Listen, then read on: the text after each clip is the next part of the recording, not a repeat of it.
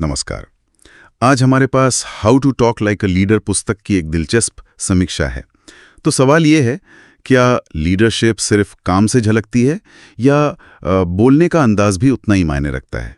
चलिए इस समीक्षा की परतों को खोलते हैं जरा। हाँ, ये काफी इंटरेस्टिंग सवाल है। इस समीक्षा का निचोड़ ये है कि एक लीडर की पहचान उसके काम के साथ साथ उसके बोलने के तरीके, उसके आत्मविश्वास और संवाद के हुनर से भी होती है।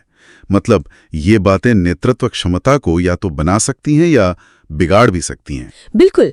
और यहाँ दिलचस्प बात यह है कि ये सिर्फ चुने हुए शब्दों का खेल नहीं है। जैसा आपने कहा, समीक्षा इस बात पर जोर देती है कि आपकी प्रस्तुति, आपकी बॉडी लैंग्वेज और आपकी आवाज का जो आत्मविश्वास है, ये सब मिलके एक असर पैदा करते हैं। हाँ बिल्कुल। और ये दूसरों को प्रेरित करने और अपनी टीम को सही दिशा दिखाने के लिए बेहद जरूरी है।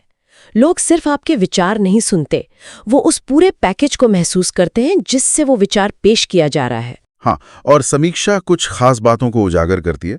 पहली बात है स्पष्ट और संक्षिप्त संवाद। कम शब्दों में अपनी बात कहना, बिना किसी लाग लपेट के। जैसा कि समीक्षा में कहा गया है, यहाँ लेस इज मोर वाला फंडा है। सही।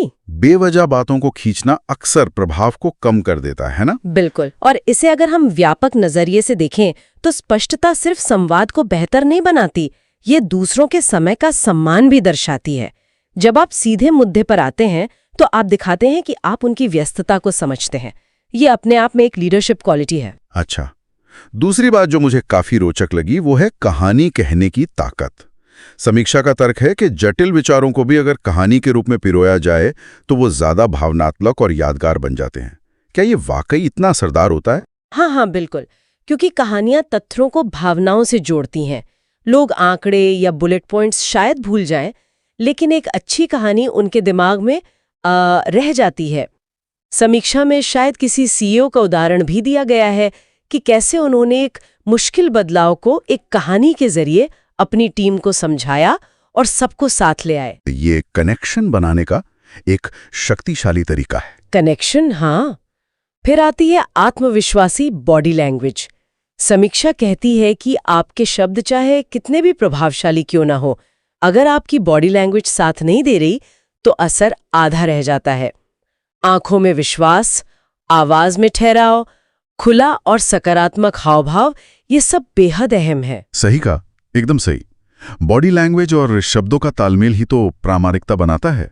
जब आपका शरीर वही कह रहा हो जो आपकी जुबान, तो लोगों का पर भरोसा बढ़ता है। समीक्षा शायद पावर पोज जैसी किसी तकनीक का भी जिक्र करती है, जहां आपका पोस्चर आपके आत्मविश्वास को तुरंत बढ़ा सकता है। हाँ, मैंने भी पढ़ा है उसके बारे में। और आखिर में एक ऐसा गुण जिसे अक्सर नजरअंदाज कर दिया जाता है, सुनने की कला। लेखक के अनुसार एक अच्छा लीडर सिर्फ बोलता नहीं बल्कि ध्यान से सुनता भी है। दूसरों को समझे बिना नेतृत्व करना मुमकिन नहीं लगता। बिल्कुल मुमकिन नहीं है। और सुनना सिर्फ चुप रहना नहीं है, ये बात भी समझने वाली है। ये सक्रिय रूप से समझना है, सवाल पूछना है और सामने वाले को महसूस कराना है कि उनकी बात मायने रखती है। सही। यही समझ और विश्वास की नींव बनता है। समीक्षा में इन तकनीकों को समझाने के लिए कई व्यावहारिक उदाहरण दिए गए हैं जिनकी तारीफ भी हुई है।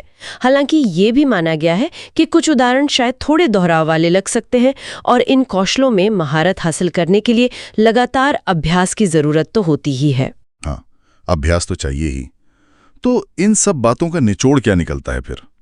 ये समीक्षा इस बात पर जोर देती है कि प्रभावी ढंग से संवाद करना कोई जन्मजात गुण नहीं, बल्कि एक सीखी जा सकने वाली नेतृत्व कला है।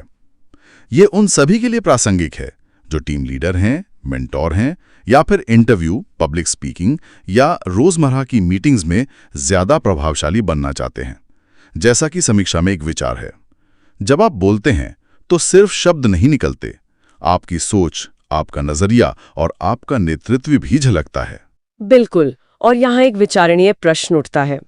समीक्षा ज्यादातर औपचारिक स्थितियों जैसे कि प्रेजेंटेशन या बड़ी मीटिंग्स के लिए तकनीकें सुझाती है, लेकिन रोजमर्रा की छोटी अनौपचारिक बातचीत में इन कौशलों का सचेत रूप से अभ्यास कैसे किया जा सकता है? मतलब दफ्तर में कॉफी पीते हुए या टीम के साथ हल्के फुल्के पलों में कौन से छोटे छोटे बदलाव धीरे धीरे एक लीडर की आवाज विकसित करने में मदद कर सकते हैं? ये सोचने वाली बात है। ये वाकई सोचने वाली बात है।